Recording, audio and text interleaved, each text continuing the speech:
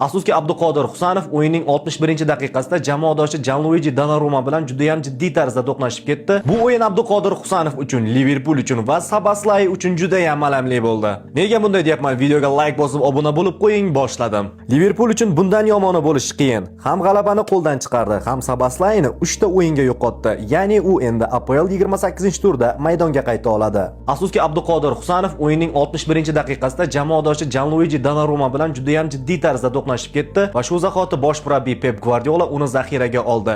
Hamyurtimizga mustahkam sog'lik tilab qolamiz. G'alaba goli aynan penaltidan urildi. Bu Hollandning Anfielddagi ilk goli bo'ldi. Endi u APLda o'ynagan barcha stadionlarda gol urgan dastlabki futbolchi bo'lib olishi mumkin. Agar u bu mavsumda Sunderlandning uyida gol urolsa.